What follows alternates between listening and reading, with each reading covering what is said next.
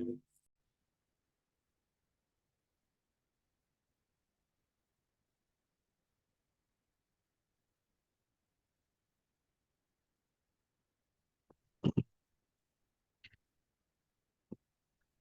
we start? Sure, sir. Start. नहमदुहु व नसल्ली अला रसूलिल करीम अऊज़ु बिल्लाहि मिनश शैतानिर रजीम बिस्मिल्लाहिर रहमानिर रहीम. My name is Ahmed Suleiman Zahid and I welcome all of you in this webinar on Family Business Constitution organized by PIFA Faisalabad Branch Committee. So let's start with the few verses of Holy Quran. A'udhu billahi minash shaitanir rajim. Bismillahir rahmanir rahim. Alhamdulillahi rabbil alamin arrahmanir rahim. Maliki yawmiddin. Iyyaka na'budu wa iyyaka nasta'in. Ihdinas siratal mustaqim. Siratal ladzina an'amta 'alaihim ghairil maghdubi 'alaihim waladdallin. Amin. Can anyone confirm me? Can you hear me, everyone?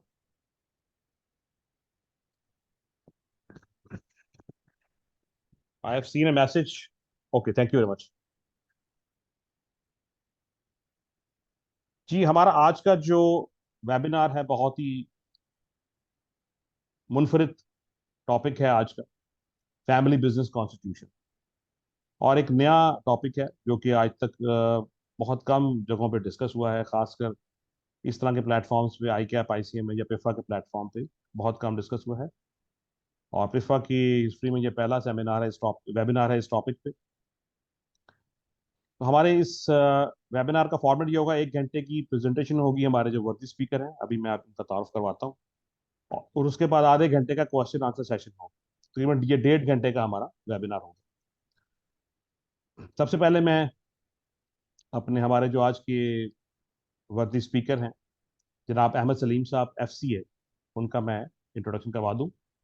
He is a fellow member of the Institute of Chartered Accountants of Pakistan for more than 30 years of professional experience. He is running his own consultancy services. His consultancy services include improving business performance of the organizations and working with business families for development of family business constitution. तो अब मैं दावत दूंगा हमारे आज के वर्दी speaker जनाब अहमद सलीम साहब को कि आप अपने प्रेजेंटेशन का आगाज करें. Over to you Ahmad Saleem साहब. अस्सलाम वालेकुम. Thank you very much. मैं पहले थोड़ा सा ब्रीफ करता हूँ कि फैमिली बिजनेस कॉन्स्टिट्यूशन होता क्या है. आप में से कुछ लोगों ने इसे सुना भी होगा. नॉर्मली हमारे पाकिस्तान में और दुनिया भर में कुछ बिजनेसेस ऐसे होते हैं जो एक फैमिली रन कर रही होती है या मल्टीपल फैमिलीज रन कर रही होती हैं. अगेन मेरी आवाज़ आ रही है? आप मुझे कोई कंफर्म कर दें.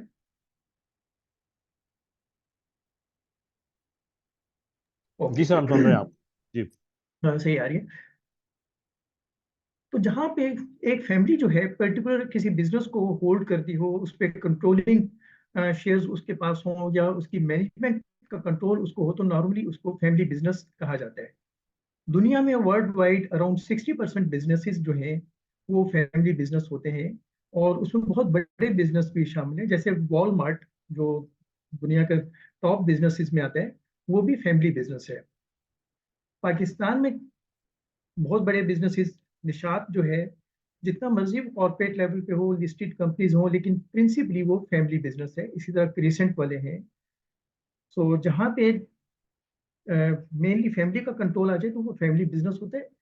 इसमें प्रॉब्लम ये होती है कि normally first generation, second generation और जब थर्ड जनरेशन आती हैं तो नॉर्मली कुछ डिस्प्यूट्स स्टार्ट हो जाते हैं, जहाँ पे डिफरेंस ऑफ ओपिनियन डेवलप हो जाते हैं, और वो कई दफ़ा रिजॉल्व नहीं होते ड्यू टू रिस्पेक्ट. जो एल्डर्स हैं उनसे बात नहीं की जाती, और जो फिर कजन्स हैं उनके आपस में कंसर्न्स होते हैं एक दूसरे के बारे में, तो वो ग्रजेस और डिफरेंस ऑफ ओपिनियन बढ़ते चले जाते हैं. और वर्ल्ड वाइड जो एनालिसिस है उसमें यह है कि सेकंड जनरेशन में 29 से 30% बिजनेस जाते हैं, थर्ड जनरेशन में 11% जाते हैं, और फोर्थ जनरेशन में सिर्फ 4% बिजनेसेस जाते हैं। तो इसके लिए फिर एक कॉन्स्टिट्यूशन डेवलप होता है जो कि फैमिली और बिजनेस को साथ लेके चलता है। उसमें डिफरेंट क्लॉजेज होती हैं, डिफरेंट उसके चैप्टर्स होते हैं, जहाँ पे डिफरेंट जो प्रॉब्लम एरिया होते हैं उनको एड्रेस किया जाता है।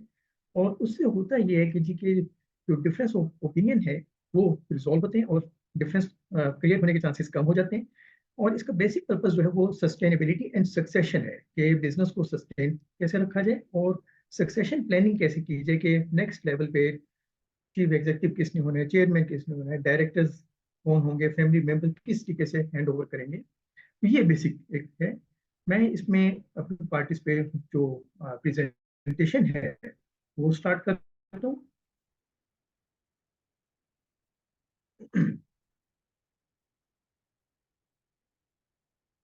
हम ब्रीफ से डिस्कस कर भी व्हाट इज फैमिली बिजनेस, इसमें सॉल्यूशंस क्या क्या अवेलेबल हैं प्रॉब्लम्स के साथ, contents of family business constitution, जो कॉन्स्टिट्यूशन बनता है, जो आइन बनता है, उसके कंटेंट्स क्या होते हैं, कौन से चैप्टर्स उसमें होते हैं।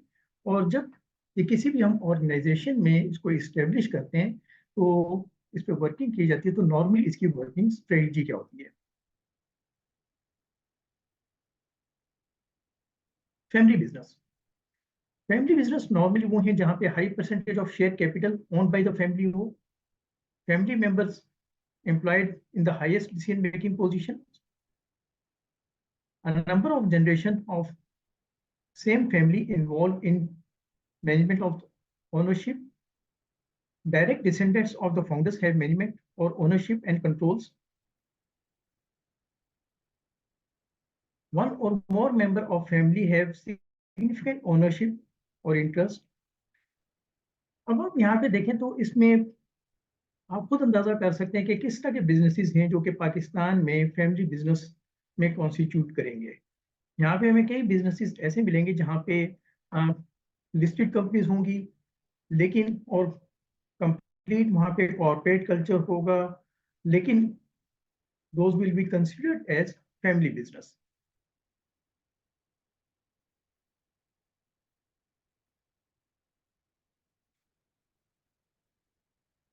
मोर than 80% of businesses are from the family business.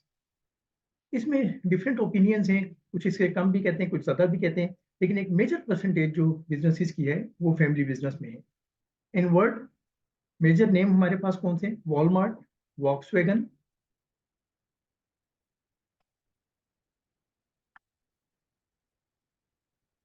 Ford Motors, Tata group, IKEA group, Nike, Samsung. ये दुनिया के जो मेजर कंपनीज हैं जो कि फैमिली बिजनेसेस हैं। अगर हम पाकिस्तान में देखें तो लाइक निशाद, क्रिसेंट, सैडल्स, Century Group, Saif Group, Climax, Habib. इसमें से लाइक क्लाइमैक्स सब खत्म हो गया है और उसमें भी एक मेन फैक्टर जो है वो डिफरेंस ऑफ ओपिनियन एंड उन फैक्टर्स का था जिसकी वजह से वो एंड अप हो गया। देन सर्वाइवल रेट में अराउंड 30% सेकेंड जनरेशन में बिजनेसेस जाते हैं, 10% थर्ड जनरेशन में जाते हैं और 3 to 4% फोर्थ जनरेशन में जाते हैं। पाकिस्तान में एक एग्जांपल है कादरी ग्रुप, कैट ब्रोस, जो कि जिनकी इस वक्त फोर्थ जनरेशन जो है वो बिजनेस में है और इनकी case study even Harvard business school में पढ़ाया जाता है। फिर इसमें हम थोड़ा सा देखिए देखते हैं कि फ्रीक्वेंसी ऑफ कॉन्फ्लिक्ट क्या होते हैं। Normally 42% family businesses dealt with conflict 3 to 4 times in a year. ये 3 से 4 दफा 42% बिजनेसेस जो है वो उसको फेस करते हैं। 60% dealing with particular issues before are larger conflict. कोई ऐसा कॉन्फ्लिक्ट जिससे बिजनेस खत्म हो जाए, डिसॉल्व हो जाए, उससे पहले 60% जो पर्टिकुलर इश्यूज एड्रेस होते हैं। और 40% में फॉल किया जाता है कि no communication about conflicts until a crisis takes place. ये एक जनरल प्रैक्टिस होती है यहाँ पे कि जी के आपस में बात ही नहीं की जाती अनलेस के एक बड़ा डिजास्टर जो है वो अकर कर जाए। फैमिली बिजनेसेस के कुछ एडवांटेज होते हैं कि एक कमिटमेंट होती है बाय द फैमिली, उनका knowledge family to family generation to generation travel कर रहे होते हैं, रिलायबिलिटी एंड प्राइड को लेके चलते हैं, एक कल्चर उसमें स्टेब्लिश होता है, लॉयल्टी होती है फैमिली बिजनेस में, फाइनेंशियल सेक्रीफाइस कई दफा फैमिली मेंबर्स आपस में उसमें करते हैं, और सर्टेन वैल्यूज जो है वो फैमिली बिजनेस में इनकॉर्पोरेटेड होती हैं, जिसके बेस पे वो उसको रन कर रहे होते हैं। एंड सर्टेन डिसएडवांटेजेस भी हैं, lack of discipline, mostly cases में फैमिली बिजनेसेस जो हैं उसमें कॉर्पोरेट कल्चर लैक करते हैं। कई दफे ऐसे होता है कि काम करते हैं जिससे एक प्रॉब्लम भी आती है कि वो डिसिप्लिन को जब फॉलो नहीं करते तो देन एक कंपनी में इनडिसिप्लिन स्टेब्लिश होते हैं, डेलीगेशन टू नेक्स्ट जनरेशन की प्रॉब्लम आती है कि अक्सर जो ओनर्स हैं, जो एक जनरेशन है, वो दूसरी जनरेशन को उस तरीके और अथॉरिटीज डेलीगेट नहीं करती, authority to next generation, disputes and conflicts इसमें अकर करते हैं, hesitant in appointing outside talent, अक्सर बिजनेसेस में ये होता है कि जी के प्रोफेशनल्स को हायर करने में रेजिस्टेंस होती है, उसमें हेजिटेंट होते हैं, and poor fund management, unclear confusing organisation structure. ये एक जनरल डिसएडवांटेजेस हैं जो कि एक फैमिली बिजनेस में पाए जाते हैं।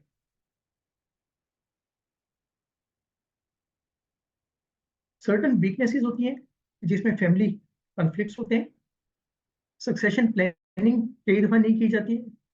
मैं कई ऐसे बिजनेसेस को जानता हूँ जहाँ पे उन्होंने सक्सेशन प्लानिंग नहीं की और किसी सीनियर मेंबर की डेथ की सूरत में सीरियस कॉन्सिक्वेंसेस आए और इवन वो बिजनेसेस खत्म हो गए। अकाउंटेबिलिटी नहीं होती, जो ओनर्स होते हैं और जो फैमिली मेंबर्स होते हैं वो अगर कोई गलत चीज भी करें तो उनको उस तरीके से अकाउंटेबल नहीं किया जाता, रिस्पॉन्सिबिलिटी टेकअप नहीं की जाती।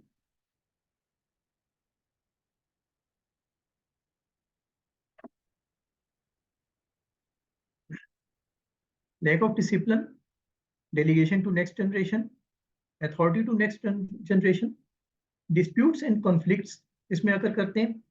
कॉम्पिटेंस का इशू होता है, कई दफा ऐसे होता है कि जो फैमिली मेंबर्स हैं वो कॉम्पिटेंट नहीं भी होते, लेकिन उनको सर्टन डेजिग्नेशन और सर्टन पोजीशंस दी जाती हैं और उनके नीचे कई कॉम्पिटेंट लोग भी होते हैं, तो उनसे प्रॉपरली ना काम लेते हैं और वो परफॉर्मेंस उस तरीके से नहीं दे पाते जो कि एक डिजायर्ड होती है, और वो सर्टन वैल्यूज को लेके चलते हैं और जिसकी वजह से भी प्रॉब्लम आती है। मेजर इश्यूज फॉर ब्रेकअप्स, जब ब्रेकअप होते हैं उसकी नॉर्मल रीजन क्या है कि फैमिली में कॉन्फ्लिक्ट्स होते हैं। फैमिली में लाइक कॉन्फ्लिक्ट इस तरह के हुए कि जी के सेकंड जनरेशन है या थर्ड जनरेशन है और उसमें डिफरेंट पोजीशंस डिफरेंट लोगों को दे दी गई, और अगर वो सही परफॉर्म नहीं कर रहे या कहीं पे वेस्टेड इंटरेस्ट है तो वहां पे फिर एक दूसरे के दिल में थोड़ी सी ग्रजेस आ जाती हैं कि इसने ये पोजीशन क्यों ली हुई है, या ये ज्यादा काम कर रहा है, कम काम कर रहा है, और प्रॉफिटेबिलिटी में इक्वल शेयर है, तो इस तरह की चीजें होती हैं। हाई प्रॉफिट और हाई लॉस दोनों चीजें, जब हाई प्रॉफिट्स होते हैं तब भी प्रॉब्लम आती है। कई दफे ऐसे होते हैं कि बिजनेस में डिफरेंट यूनिट्स होते हैं और एक यूनिट ज्यादा प्रॉफिट कर रहा है, दूसरा यूनिट जो है कम प्रॉफिट कर रहा है या लॉसेस कर रहे हैं, या ग्रुप कंपनीज हैं, और उसमें फिर प्रॉब्लम ये आती है कि जो हाई प्रॉफिट कर रहे हैं वो ये कहते हैं कि जी कि हमारे बेस पे जो लॉसेस कंपनीज कर रही हैं उनको भी सर्वाइव किया जा रहा है, तो हम क्यों अपना शेयर उनको दें। Non clarity of major working areas, normally clarity नहीं होती और डिफरेंट डायरेक्टर डिफरेंट ओनर्स जो हैं वो एक ही चीज को देख रहे होते हैं और उसमें ड्यूटीज रिस्पॉन्सिबिलिटीज ओवरलैप कर रही होती हैं, कई वेस्टेड इंटरेस्ट आ जाते हैं और इंफॉर्मेशन भी पास ऑन होती है। Non resolution of major issues, जो मेजर इश्यूज होते हैं उनको नॉर्मली रिजॉल्व नहीं किया जाता। Non participation of family members, इस तरह की भी पार्टिसिपेट ही नहीं करता और लेकिन प्रॉफिट में वो पार्टिसिपेट करना चाह रहे होते हैं। रिम्यूनरेशन एंड फंड विड्रॉल में डिफरेंसेस होते हैं, कुछ लोग ज्यादा लेके जा रहे होते हैं, कुछ कम लेके जा रहे होते हैं, कुछ बोनसेस कर रहे होते हैं, फिर डिस्ट्रीब्यूशन ऑफ प्रॉफिट कैसे होनी है। And no succession planning and accountability competence, ये हमने पहले भी डिस्कस किया था। इसके कॉन्सिक्वेंसेस क्या होते हैं?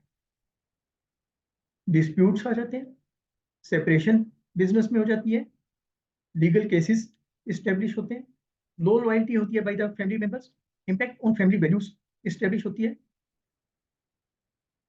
एंड लोअर ऑपरेशन रिजल्ट्स, और ये चीज डायरेक्टली आपके ऑपरेशन रिजल्ट्स जो हैं उस पर इम्पैक्ट करती है।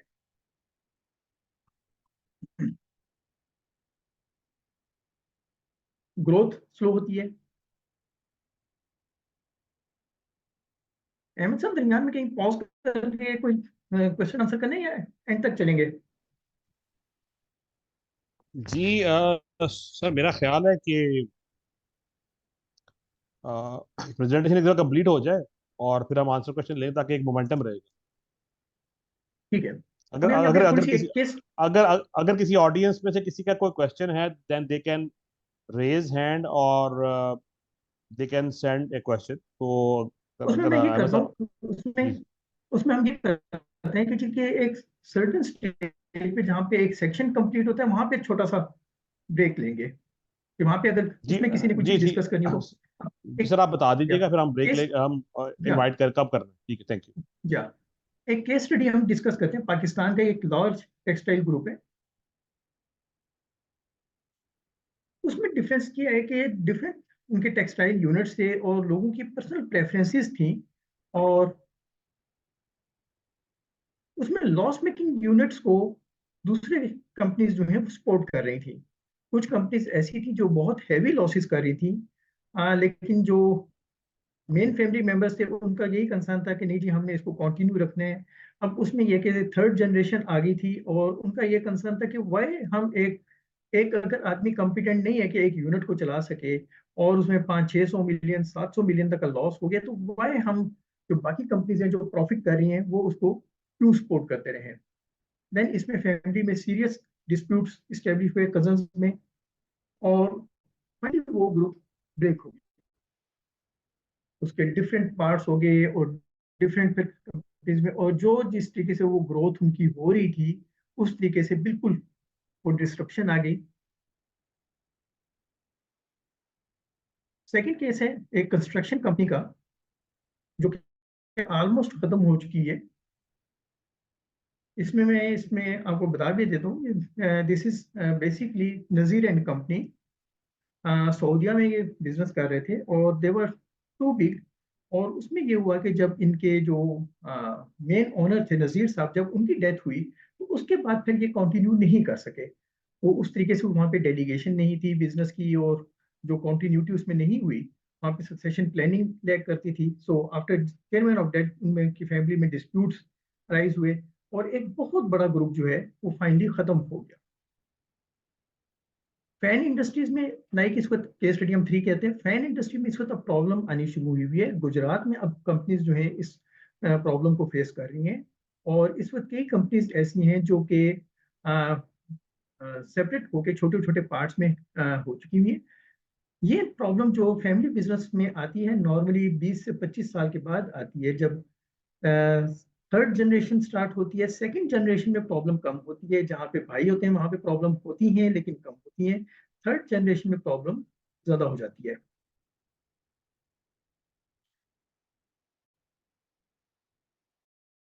1% responsible for making most of the damages as. तो वहां पे एक साहब जो है फैमिली मेंबर जो है वो डायरेक्टर फाइनेंस थे, और वो अपने जो फंड्स की यूजेज में अपने पर्सनल एक्सपेंसेस भी कर रहे थे, एंड हर तरह का जो खर्चा में लॉटरीज में और बाकी और बेशुमार चीजों में कर रहे थे। एंड फाइनली कंपनी जो है वो खत्म हो गई, क्योंकि उनके पास फंड मैनेजमेंट इतनी पुअर थी।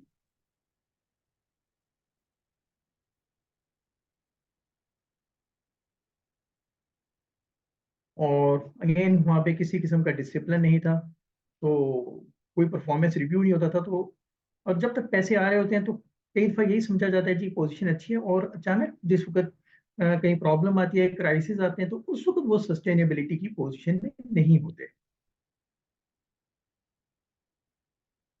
some particular case studies, a family member did not want to continue with the business, forcefully उसको कहा जाता है कि जी कि आप इसमें चलें। मैं एक साहब को जानता हूँ जो कि टेक्सटाइल मिल के ओनर थे,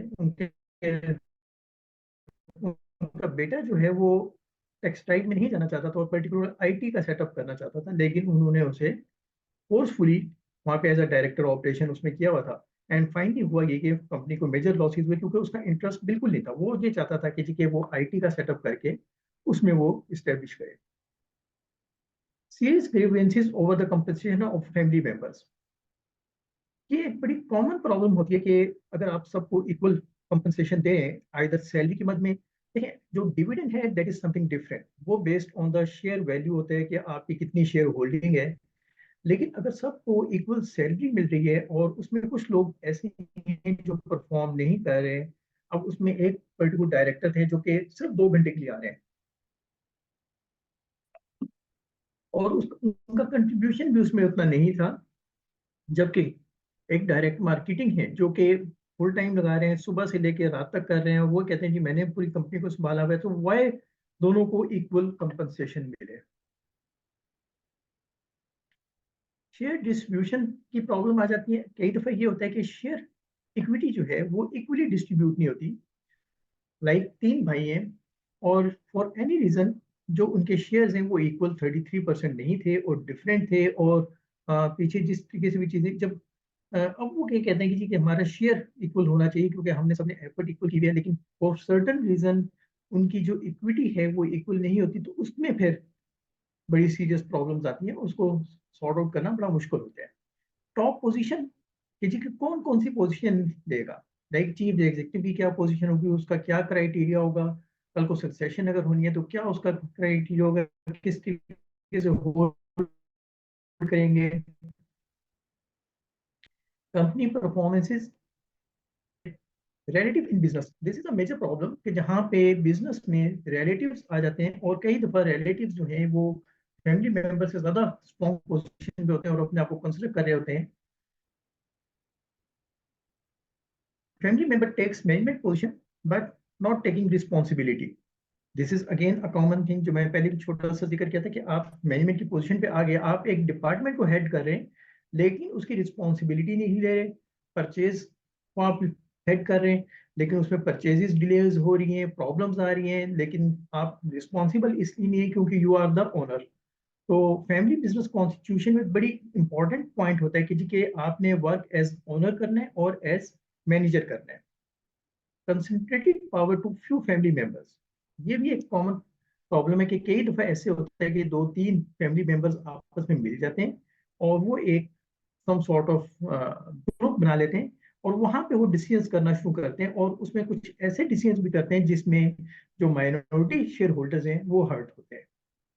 non active partners with heavy losses, कि जहाँ पे हैवी लॉसेस में आपके नॉन एक्टिव पार्टनर्स भी होते हैं और फिर वो ये कहते हैं कि जी हम इसमें क्यों कंट्रीब्यूट करें।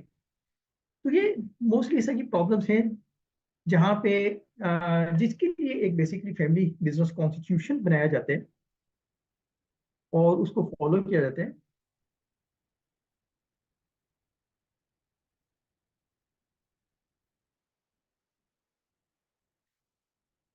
यहाँ से हम फैमिली बिजनेस कॉन्स्टिट्यूशन पे आ रहे हैं। अच्छा, कॉन्स्टिट्यूशन का जैसे मतलब है एक आइन है और ये फैमिली और बिजनेस दोनों को साथ लेके चलता है।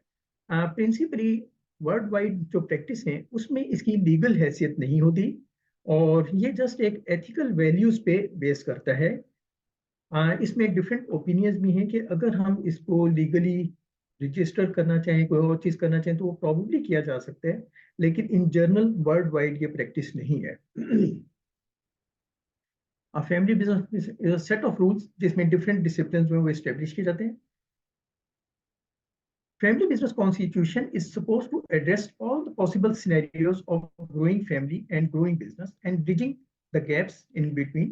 जो भी फैमिली बिजनेस में प्रॉब्लम आती है, हम आगे पर्टिकुलर प्रॉब्लम भी डिस्कस करेंगे कि लाइक फैमिली मेंबर्स कौन होते हैं, किसी ने एग्जिट करना है तो कैसे है, अगर कोई अपना बिजनेस करना चाहता है तो उसमें कैसे है, जो हमने फंड डिसबर्समेंट की बात की, शेयर होल्डर कौन कौन होंगे, इक्विटी पार्टिसिपेशन उसमें क्या होगा।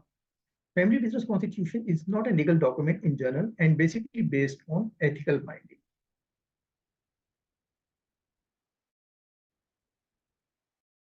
यहाँ पे हम आगे डिस्कस करें why we need family business constitution to clarify and guide the relationship of family and business, clearly separate the issues of ownership and management, alignment between family and business concerns, long-term survival of relationship between family and business, incorporating the family values in business, manage the expectation of family members.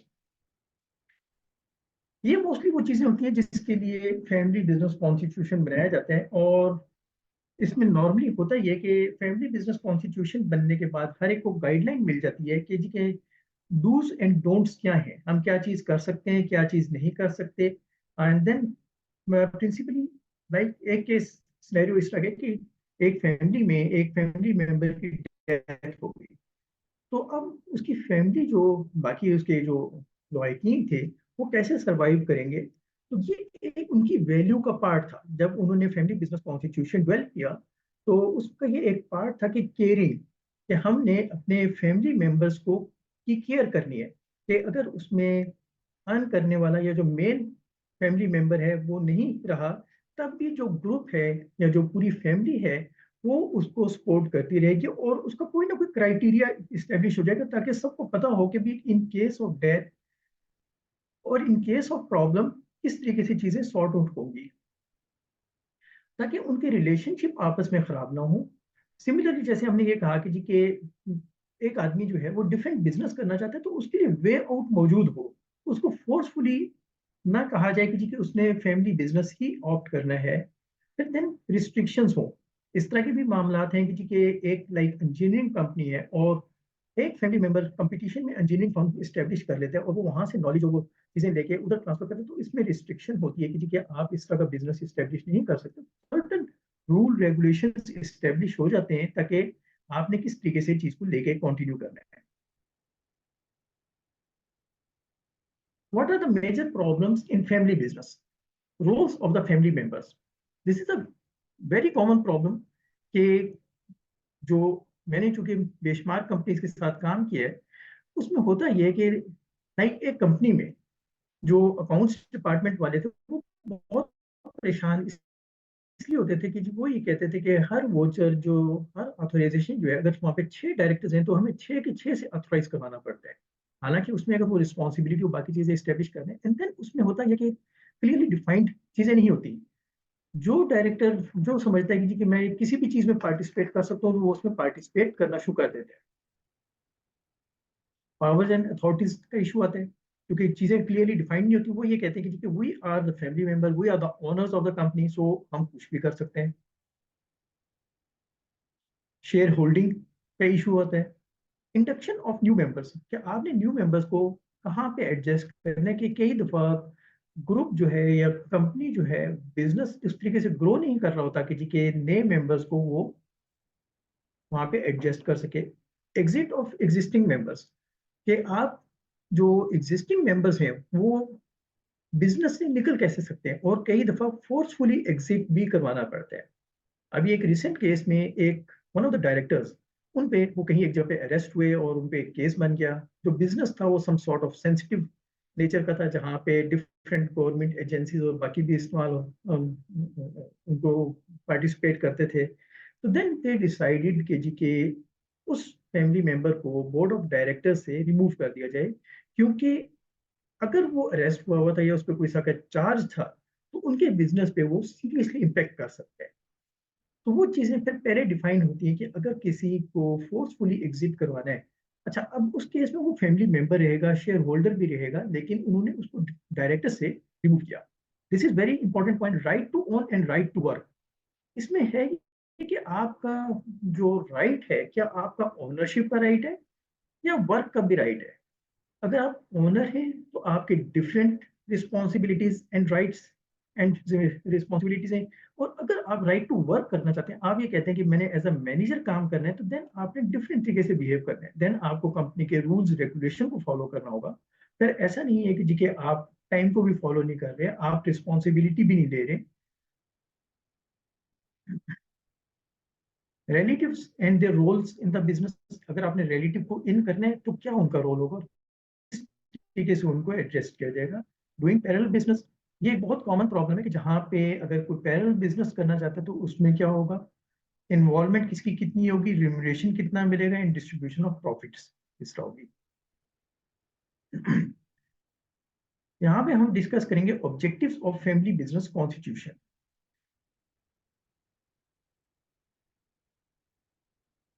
मैं इसमें ये चीज चाहूंगा अहमद साहब कि अगर कोई 5 एक मिनट की ब्रेक करके, यानी कि अगर कोई इसमें किसी का कोई कंसर्न है, किसी को कोई चीज समझ नहीं आ रही, तो थोड़ा सा वो इंटरेक्टिव हो जाए, ताकि ऐसा ना हो कि जी कि हम एंड पे पहुंच जाए और कुछ चीजों में लोगों की क्लैरिटी ही ना हो कि जी के हम क्या डिस्कस कर रहे हैं। जी सर, अब अभी कुछ क्वेश्चंस आए हैं। कुछ क्वेश्चंस मैं भी करूंगा, मैंने भी नोट किए हुए हैं, और कुछ हमारे ऑडियंस में से हमारे जो पार्टिसिपेंट्स हैं। तो नहीं। अदनान बशीर साहब हैं हमारे पार्टिसिपेंट। अच्छा। उनका एक सवाल है कि why not children continue their father family business after completion of studies. मतलब अब ये why not. Children continue their father's family business after study completion, मतलब नॉर्मली करते हैं। मतलब क्वेश्चन थोड़ा सा, अगर अदनान साहब काइंडली अपना माइक ऑन करके जरा एक्सप्लेन कर दे कि रीजन तो खैर कोई भी हो सकती है, ये तो फैमिली फैमिली वेरी करता है। एक आप बट वो केस जो थोड़ा हो सा सकता है ना ये। अदनान साहब का माइक ऑन करेंगे। अदनान साहब, अगर आप माइक पे अपना क्वेश्चन जरा बता दें। जी, अली औसजा। अदनान साहब हैं हमारे साथ, अदनान बशीर साहब? तो मैंने रिक्वेस्ट फॉरवर्ड आ, कर दी है उनको माइक अनम्यूट करने की, लेकिन अभी तक रिप्लाई नहीं। अच्छा, चलें, ठीक है। अब हमारे दूसरा दूसरा जो क्वेश्चन है वो मैडम है आमना हफीज। आप भी माइक ऑन करके क्वेश्चन कर सकती हैं। अच्छा, अदनान साहब का माइक काम नहीं कर रहा, मैसेज आया। मिस आमना, आप ओके। हमारे साथ हैं, अगर आप क्वेश्चन खुद करना चाहें तो बता दीजिए, अदरवाइज मैं कर लेता हूँ अपने प्यार से। जी, मिस आमना हफीज। अच्छा, उनका भी माइक नहीं काम कर रहा। अच्छा, तो बार सर, मैं जो अदनान बशीसा का क्वेश्चन मुझे आया कि जी बच्चे क्यों नहीं ज्वाइन करते अपना फैमिली बिजनेस। अब इसकी देखिए तो बहुत उसमें सारी वजह ये होती हो है, सकती मैं है। नहीं नहीं उसके तो बेसिक रीजन है ना, जैसे मैंने एक केस बताया कि जी कि वो टेक्सटाइल ओनर जो थे, उनका बेटा आईटी में हम्म। जाना चाह रहा था, वो उसका टेक्सटाइल में Okay. इंटरेस्ट ही नहीं था।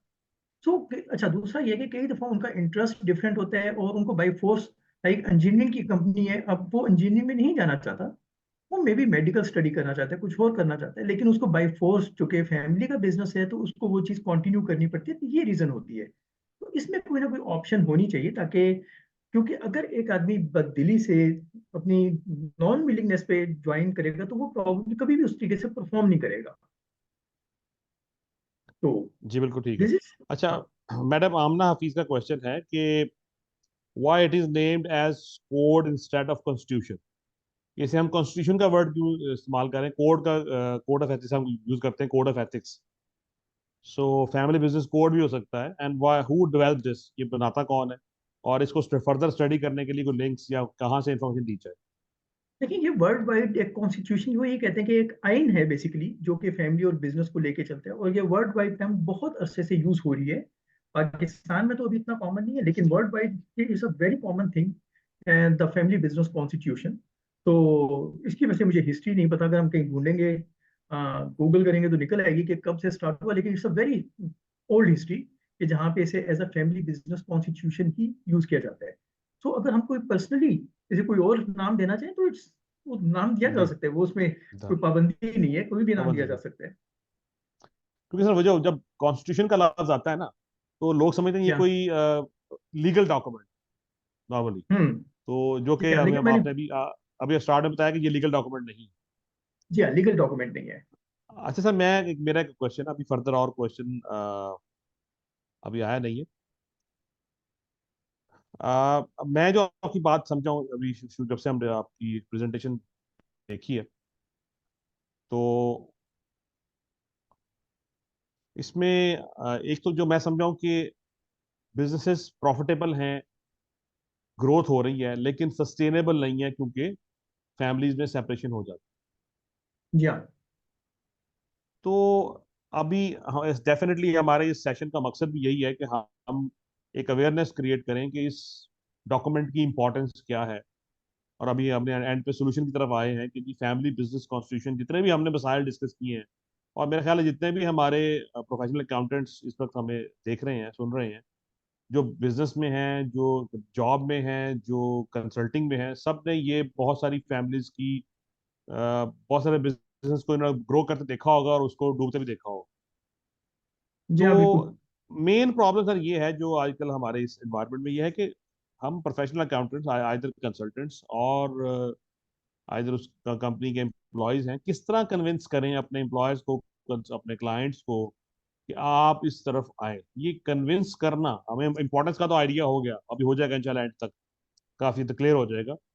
अपने एम्प्लॉयज को कैसे एजुकेट करें, उन्हें अवेयरनेस कैसे दी जाए इस बात, क्लाइंट्स को और यहाँ एम्प्लॉयज को। बड़ा ज़बरदस्त क्वेश्चन है, क्योंकि ये सबसे बड़ी प्रॉब्लम यही है कि जो हमने ये देखा है कि कई दफ़ा जो बुजुर्ग हैं वो इस चीज़ पे कन्विंस ही नहीं होते कि हम उसकी डिटेल में जाएं।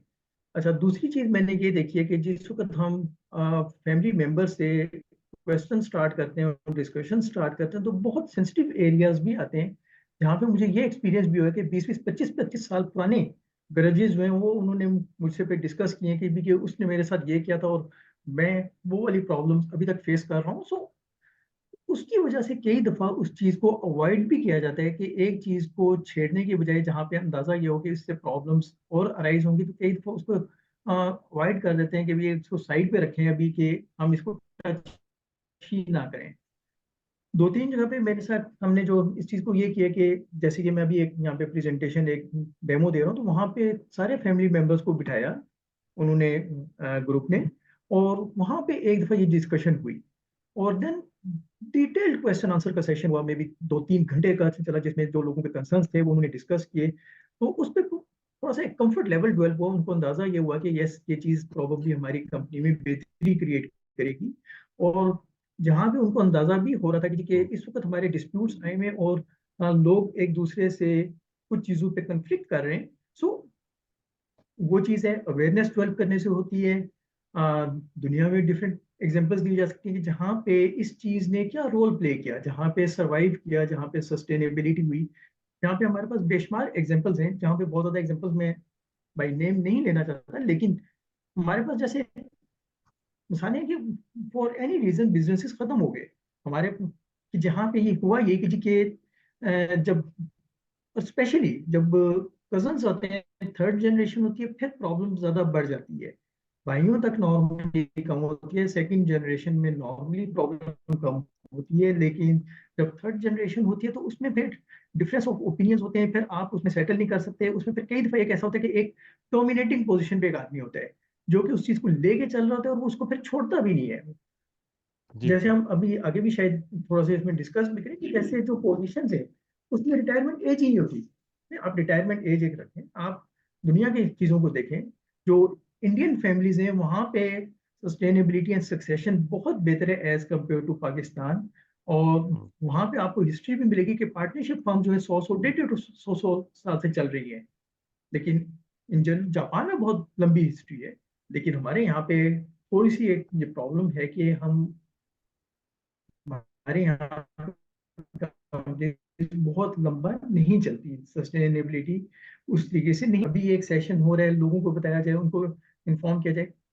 मेरे जो मल्टीपल जो क्लाइंट्स हैं जहाँ पे हमारी डिस्कशन हुई, वहाँ पे इसी तरीके से हुआ, जहाँ पे हमने जाके डिस्कस किया और बताया भी ये प्रॉब्लम्स है, तो उन्होंने इमीडिएटली कहा जी कि हमारी भी ये प्रॉब्लम्स हैं। फिर मैंने उनको ये कहा जी उसका ये एक सोल्यूशन है। अच्छा, इस सोल्यूशन को इम्प्लीमेंट करने का भी तरीका ये है कि इसको फिर फेजेस में किया जाए, कि पहले एक फेज में बिल्कुल जो बेसिक चीजें हैं उनको टच किया जाए, सेंसिटिव चीजें जो उनको ना टच किया जाए, जो कॉम्प्लेक्स चीजें उनको ना टच किया जाए। वो मैंने आगे अपनी प्रेजेंटेशन में मेंशन भी किया है कि कौन सी चीजें ऐसी होती हैं जो कॉम्प्लेक्स हैं और कौन सी ऐसी हैं जो कि थोड़ी सी सेंसिटिव नेचर की हैं। सो सर एक और दिस क्वेश्चन इज। है, काफी शहबाज मोहम्मद शहबाज साहब हैं, बड़ा डिटेल क्वेश्चन है। If the hierarchy of organization is properly designed and policy is made family business, often that such issues arise mostly globally. So is there any legal practice for a company or organization which can take support? And in Pakistan this thing is very common and mostly the partnership deeds are oral, verbal, and at end children have to face their issues. Can you highlight this point, how third generation can overcome these issues or convince their seniors? देखिए, इसमें basic चीज तो ये कि एक जो concept है ये पार्टनरशिप से डिफरेंट है। पार्टनरशिप में होता ही है कि दो डिफरेंट फैमिलीज के वो ऐसे लोग जिनका आपस में फैमिली रिलेशनशिप नहीं होता, वो आपस में मिलते हैं और बिजनेस करते हैं, और उनकी बड़ी सिंपल टर्म्स एंड कंडीशंस होती हैं जहाँ पे वो कभी भी एग्जिट कर सकते हैं, और उसमें जो नया मेंबर है वो एज अ पार्टनर ऐड नहीं होता, ऑटोमेटिक से बाय डिफॉल्ट ऐड नहीं होता। फैमिली ग्रुप में, फैमिली मेंबर्स में कॉन्सेप्ट ये है कि जो मेल डिसेंडेंट्स हैं, जो मेल मेंबर्स हैं, वो फैमिली बिजनेस को फैमिली मेंबर्स कंसिडर किए जाते हैं। इन जनरल जो फीमेल हैं, लड़कियां जो हैं, वो उसका पार्ट नहीं होती, और उनको डिस्ट्रीब्यूशन ऑफ प्रॉफिट उसका एक सर्टन अलग पैटर्न है। लेकिन मोस्टली बिजनेसेस में ये होता है कि वो इन लॉज को, सन इन लॉज को और बच्चियों को उसमें नहीं करते, और उसमें अक्सर ये होता है कि उसमें शेयर दे दिया जाता है, या उनको जो उनका शेयर ऑफ प्रॉफिट होता है वो डिस्पर्स कर दिया जाता है। तो जो बच्चे हैं, वो उनके ऐड होने का तरीकेकार जो है वो अगर आपका डिफाइंड होगा कि भी किसने किस तरीके से एंटर होना है, एक सर्टन क्राइटेरिया, जैसे एक कंपनी में उन्होंने ये कहा कि जी 18 साल से पहले वो बिजनेस में एंटर नहीं होगा, फैमिली मेंबर होगा लेकिन बिजनेस में एंटर नहीं होगा। And after completion of his education, इधर ग्रेजुएशन है जो भी वो करता है, तो वो फिर आएगा एंड उसकी एक सर्टन पोजीशन होगी, एज असिस्टेंट मैनेजर आएगा, एक सर्टन टाइम पीरियड वो सर्व करेगा, और किन किन एरियाज में सर्व करेगा, फिर वो जूनियर डायरेक्टर बनेगा, and then after experience of 8 to 10 years और डिफरेंट डिपार्टमेंट का एक्सपीरियंस लेने के बाद ही can become director in the company. Sir सवाल है नासिर बशीर साहब का। हाँ जी, वो कहते हैं कि जी के ड्रॉबैक्स ज्यादा हैं जी जी, there than are the benefits. much more drawbacks in family business than benefits. So also pointed out that by the delegate power, centralization, application of non-competent family members or employees based on personal links. So I think the family business may be discouraged to promote corporate culture. आपका opinion क्या? देखिए, बिल्कुल सही है। इसमें अगर हम IFC को लें, आईएफसी ने अपने कुछ रूल्स रेगुलेशन और इसमें बहुत ज्यादा काम किया है। अभी मेरी कुछ दिन पहले ही जो पाकिस्तान के हेड थे आईएफसी के प्रेसिडेंट, जो एक्स प्रेसिडेंट थे, उनसे मेरी मुलाकात हुई, तो वो इसी चीज को डिस्कस कर रहे थे, ऑन फैमिली बिजनेस को प्रमोट करने में। और जो अगर आप गूगल भी करते हैं, नेट पे भी देखते हैं, एक इम्पॉर्टेंट चीज ये है कि जो जिस चीज को एनकरेज किया जाता है कि आप कॉर्पोरेट कल्चर इस्टेब्लिश करें, कॉर्पोरेट गवर्नेंस इस्टेब्लिश करें, और फैमिली जो है वो बिजनेस से डायरेक्टली लिंक ना रहे। मैं आपको इसकी एक मिसाल देता हूँ, जनरल टायर्स की, गंधारा इंडस्ट्रीज की, जो जनरल हबीबुल्ला साहब की थी, उसमें मैं उनको जानता भी हूँ, कुछ लोगों को। वहां पे एक प्रॉपर कॉर्पोरेट कल्चर था। सर्टन कंपनीज थी जहाँ पे इंडिपेंडेंट प्रोफेशनल चीफ एग्जीक्यूटिव होते थे, एंड वो पूरी कंपनी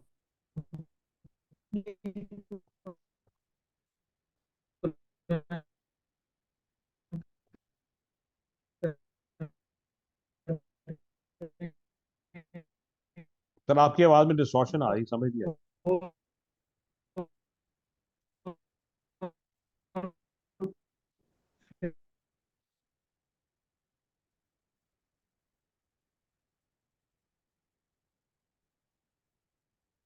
अहमद सलीम साहब, आपकी आवाज कहीं डिस्टॉर्शन आ रही है आपकी सिग्नल्स की वजह से।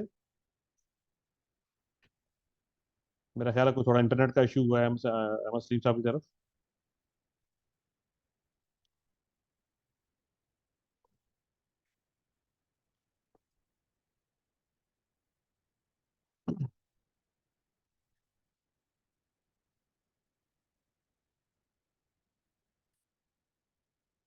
अली साहब, आप कांटेक्ट करेंगे अहमद सलीम साहब से? जी सर, मैं कर रहा हूँ, मैं ऑटो कर रहा हूँ। जी, ताकि कोई मेरे ख्याल कोई कनेक्टिविटी का इशू हुआ है। जी, आप सबसे माजरत कुछ तकनीकी वजूहात की बिना पे हमारे जो लर्न स्पीकर हैं अहमद सलीम साहब अभी दोबारा इंशाल्लाह ज्वाइन करते हैं। तो अब तक हमने जो डिस्कस किया है वो फैमिली कॉन्स्टिट्यूशन के हवाले से, फैमिली बिजनेसेस क्या होता है, फैमिली बिजनेसेस की स्ट्रेंथ क्या है, उसकी वीकनेसेस क्या हैं, प्रॉब्लम्स क्या हैं फैमिली बिजनेसेस में, और उन सारे मसाइल को हमने डिस्कस करने के बाद एक सोल्यूशन सजेस्ट किया अहमद सलीम साहब ने कि फैमिली बिजनेस कॉन्स्टिट्यूशन का सोल्यूशन है। उसे आप कॉन्स्टिट्यूशन का नाम दे लें या कोड का नाम दे लें, code of family business code of ethics का नाम ले लें, दैट इज सेम थिंग, कोई फर्क नहीं है उसमें। तो आप लोगों के क्वेश्चंस भी हैं और मैंने भी कुछ क्वेश्चंस किए हैं अहमद सलीम साहब से। इंशाल्लाह अभी वो दोबारा ज्वाइन करते हैं, क्वेश्चन आंसर भी हम लेते हैं और जो हमारी बाकी प्रेजेंटेशन रह गई है उसे भी कंप्लीट करते हैं। तो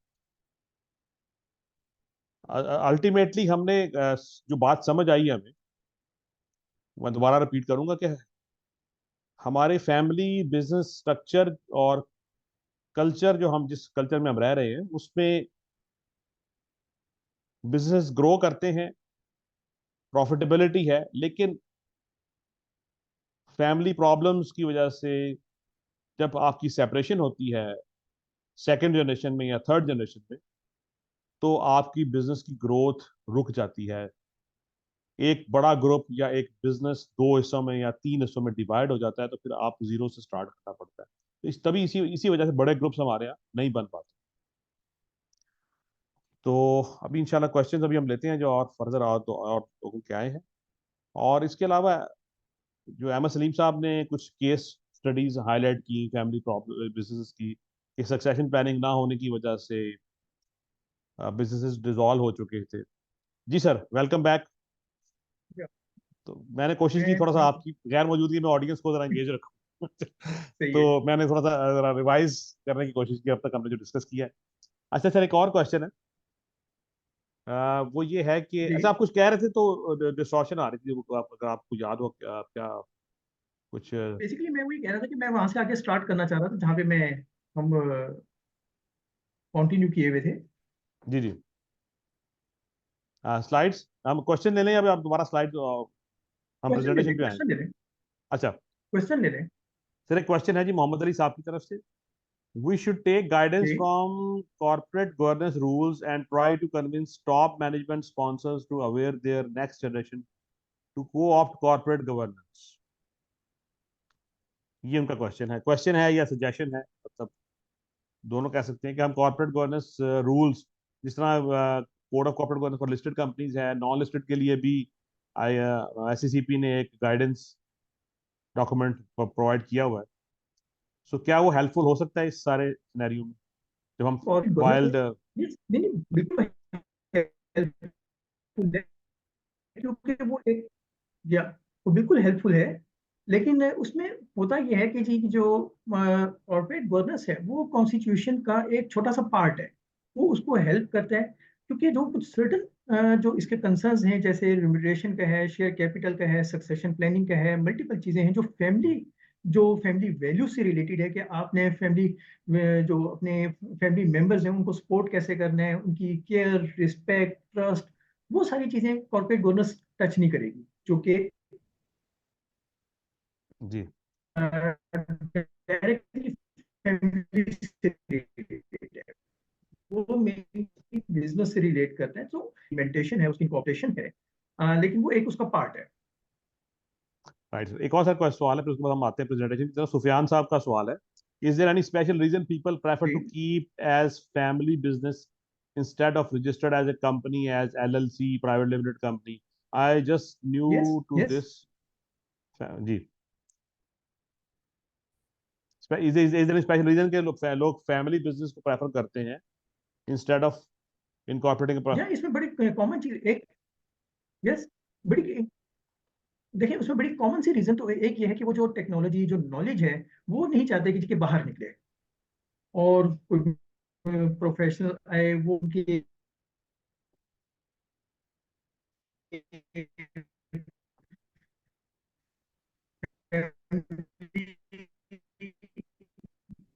जो इश्यूज हैं, जो फैमिली के जो उनके सीक्रेट्स हैं, उसमें वो और उनको एक फियर भी होता है। वो ये कहते हैं कि जिस वक्त हमने चीजें दूसरों को दे दी तो चीजें फिर हमारे हाथ से निकल जाएंगी। आप लोगों को सबको ये पता है कि इस वक्त भी बहुत बड़े बड़े सेटअप्स हैं जहाँ पे मैं भी जानता हूँ कि जहाँ वहाँ पे 100 रुपए से लेके कोई भी अमाउंट का चेक जो है वो ओनर साइन करते हैं। तो जी वो पॉसिबल। कभी भी डेलीगेट नहीं करते। तो मेरा ख्याल है कि अब मैं हम आगे चलें। जी जी, प्लीज स्लाइड आप शेयर कीजिए, आप प्रेजेंटेशन कंप्लीट कीजिए, फिर हम फर्दर क्वेश्चन लेते हैं इंशाल्लाह। शेयर हो गई। जी हो गई सर। स्क्रीन शेयर होगी? जी सर। एक second.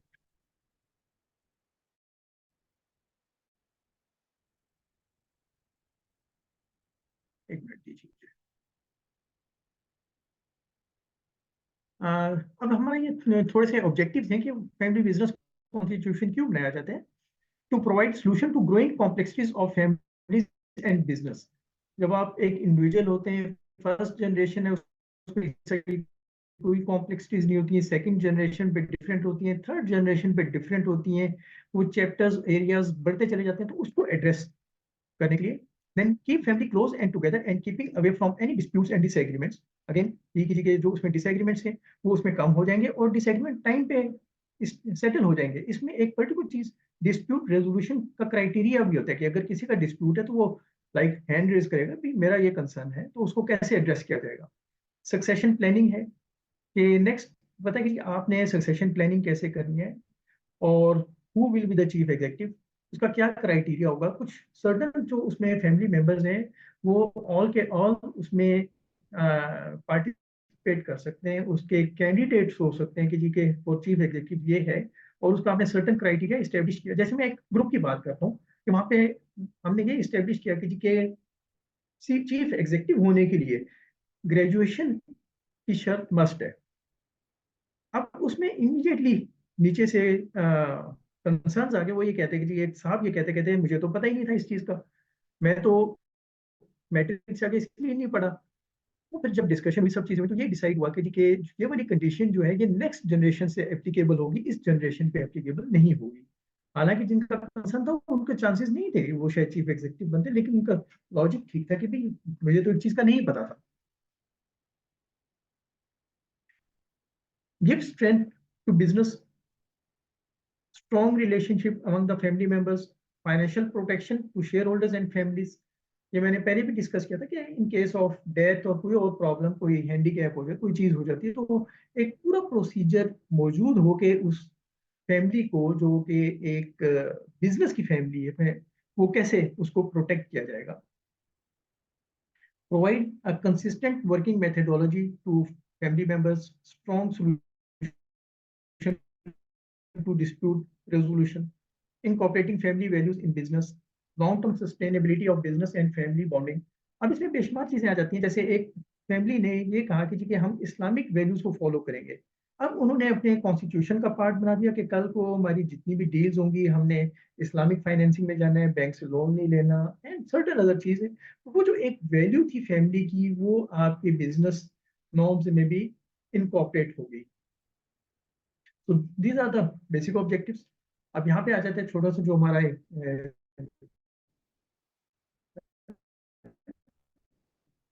corporate culture and performance. Ready for that? Rules for directors.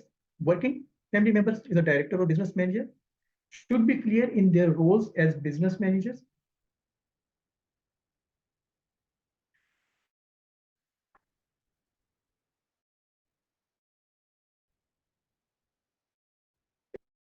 इसको हम थोड़ा सा डिस्कस ये करें कि लाइक जो टॉप पोजीशन भी थे उन पे भी वो सारे रूल अप्लाई किए जाते थे, बाहर निकलते थे तो गाड़ी की डिक्की चेक सो सो जो नीचे लोग हैं जनरल मैनेजर की डिक्की चेक सर्टन रूल्स हम पे अप्लाई नहीं होंगे। तो वहां पे एक